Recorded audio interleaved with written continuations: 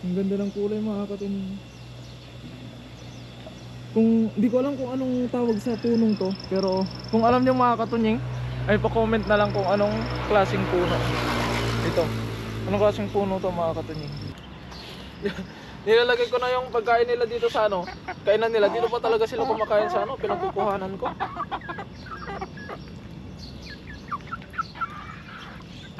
Meron tayong repolyo, meron tayo ditong sibuyas. Ito, meron tayo ditong kamatis. Meron tayo ditong talong. Ay, talong. Mais pala, mais muna. Meron tayo ditong talong. Yung talong natin. Ampalaya. Ampalaya. Tapos dito sa tabi niya sayote. Dalawang ampalaya. Meron tayo ditong kalabasa. Dito sa... Ay ko! Abot! Meron tayo ditong sitaw. Yan yung sitaw natin mga katunying. Meron din tayo ditong tanim na kape.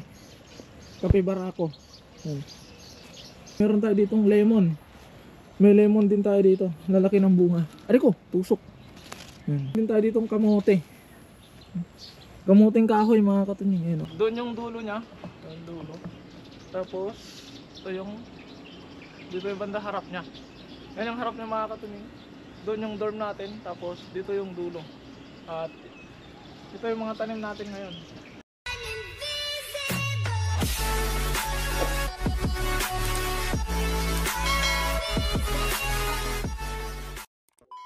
So what is up mga katunying, another day, another vlog. At syempre welcome back sa ating YouTube channel. At kung ngayon pala kayo napadpad sa aking YouTube channel mga katunying, ay hinanyayan ko kayo mag-subscribe at i-click ang notification bell para ma-update kayo sa mga susunod pa nating video. At for today's video, ang ganda ng bulaklak niya mga katunying to. Yun o, ganda ng bulaklak ng punong yan o. Oh, ang kulay yellow na yellow. Grabe namang bulaklak yan. Ngayon siya sa close up. Ang ganda ng kulay mga katunying. Kung di ko alam kung anong tawag sa punong to, pero kung alam niyo mga katunying, ay pa-comment na lang kung anong klaseng puno ito. Anong klaseng puno to mga katunying. Syempre pagkatapos niyan, ay diretso na tayo sa garden. Dahil i-check natin yung ating mga alaga kung may nabawas na naman. Titignan natin. Ay, yung tubig. Ayusin natin tubig. Ay! Sorry guys. Ayusin natin tong tubig kasi ano. Dapat tatama siya dun sa ano. Tatama siya dun sa... Maya na. Tama na ito.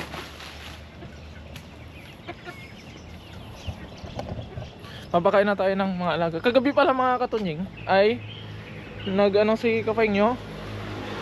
Punta tayo dun sa kanya kagabi. Ngayon mga katunying ay dinala, ay sabi niya magdala ako ng 2 cobra na manok.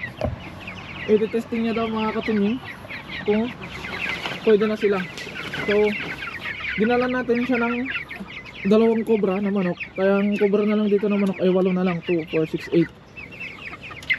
Kapag okay daw hanggang sa Sabado yung 2 mga katunying, kukunin niya ng lahat to. At ngayon naman pag nakuha na ni Kapengyo lahat to, ay saka naman tayo magsasalpak ng panibago para sa atin.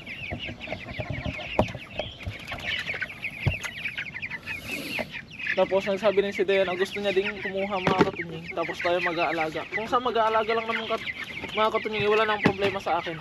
Mas gusto ko ngayon may inaalagaan ako dito sa garden. Marami ron tayo libangan.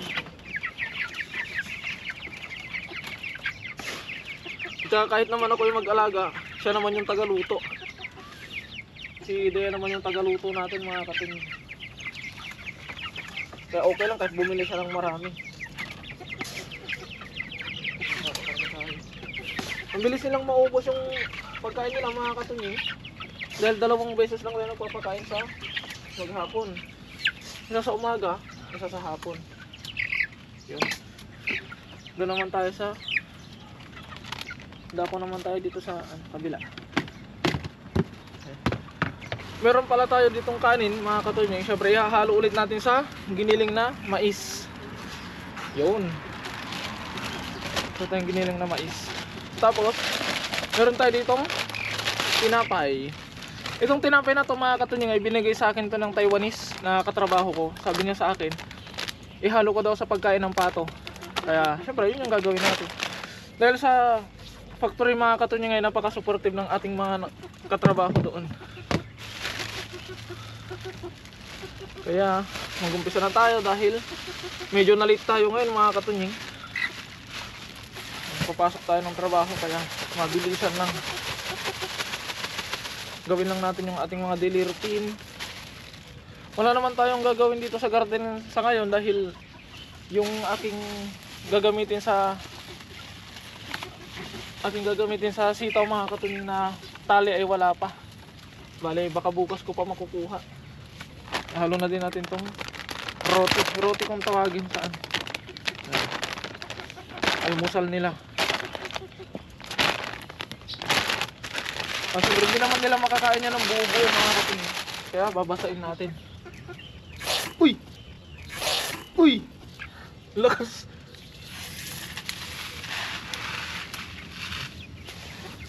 Muntik akong lumipad doon ah. Durugin natin tong tinapay.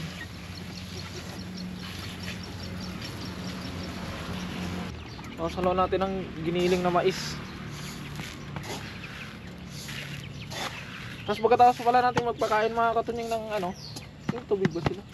Pero, pagkatapos natin magpakain ng pato, tsaka yung manok natin dun sa loob, ay ikutin natin yung kulungan nila.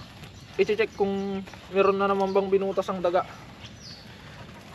Baka mamaya, meron na naman pala, hindi natin nakita. Pag uwi na naman natin mamayang hapon, kulang na naman ang isa yung manok, pato natin. Sayang mga katunying yung dalawa. Pero wala tayong magagawa.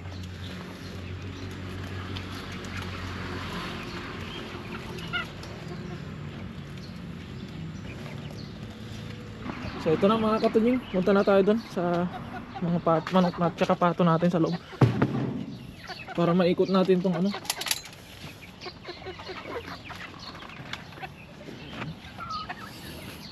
Taron.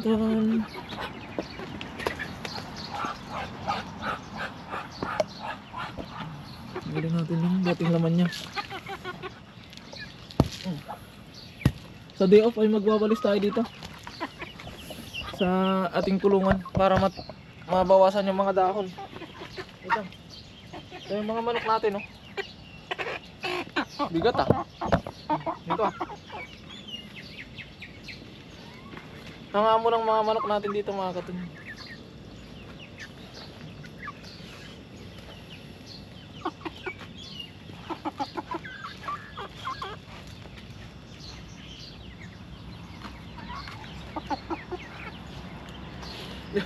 Nilalagay ko na yung pagkain nila dito sa ano, kainan nila. Dito pa talaga sila kumakain sa ano, pinagkukuhanan ko.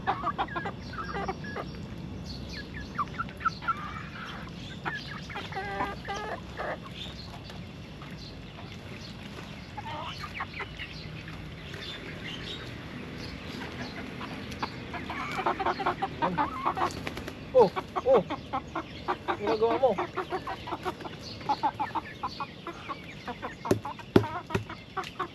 Mga katunying, tapos na tayo, maghugas na tayo ng, hugasan na natin tatas yung kamay natin para ikutin natin tong kulungan nila. I-check natin kung meron bang nabutas ulit.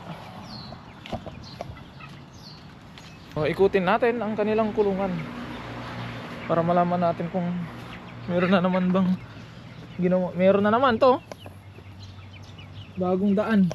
Yun yan. Kinabunan ko yung dito naman duman ulit. Kailangan nating saraduhan to mga katunying. Bale, gabi sila gumagawa ng daan.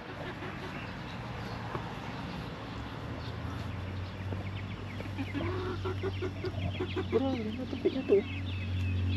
Kahoy mga katunying. Yung ginawa niyang daan. Subunan natin ng lupa. Grabe. Ang tibay ng daga.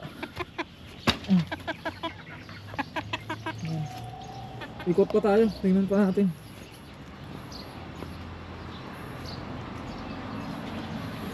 Ito wala na dito.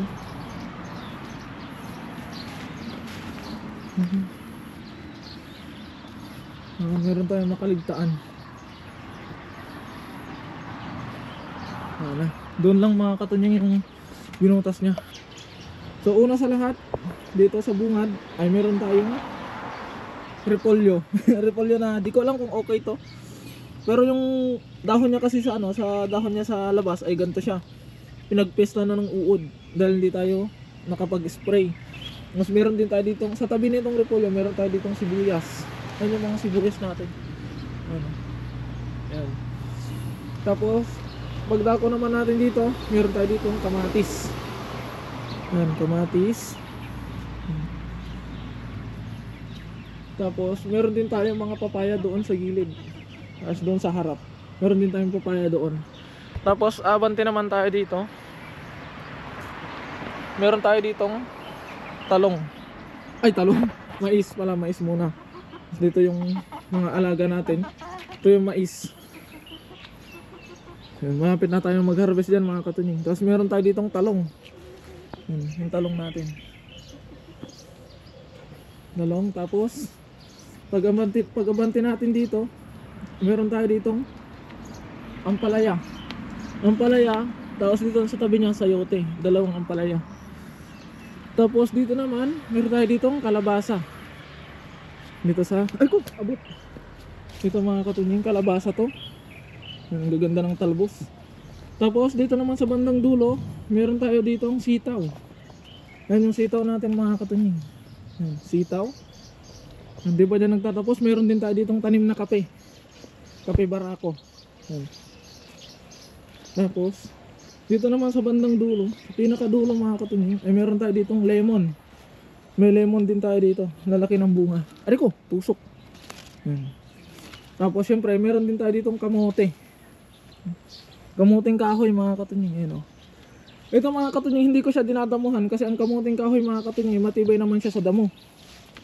Kaya okay lang para meron silang salimbon kumbaga. Yung tanim natin ngayon sa garden mga katunying, kung gaano kalawak yung garden natin, papakita ko sa inyo. At dahil wala tayong drone mga katunying, ay ito yung garden natin. Itong tripod muna yung gagamitin natin. So dito tayo sa dulo. Ganito kalawak yung garden natin. Hindi ko alam kung kita, pero ito siya.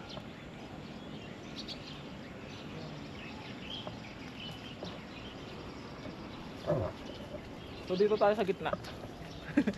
Sa gitna mga katunying. Tapos taas natin. Tapos yun, doon yung dulo niya. Yung dulo. Tapos ito yung, dito yung banda harap niya. Yan yung harap niya mga katunying. Doon yung dorm natin. Tapos dito yung dulo. At ito yung mga tanim natin ngayon. Balikan to yung buhay na pinapangarap ko sa Pilipinas mga katunying. Ang payapang buhay. Yung kapag may bahay ka ay meron pang garden sa likuran para meron kang mapagkukunan ng mga gulay na pang sarili or pang personal na gulay. Kaya yun mga katunying, ito yung ating garden. Kaya yun mga katunying, hanggang dito na lamang muna ang update dito sa ating garden. Yan. Nakakasilo yung araw. Kita-kits ulit bukas mga katunying. Kaya ayun, maraming salamat sa walang sawa niyong suporta sa akin at sa aking mga nakakasama. Mag-ingat po palagi and God bless po. Bye bye.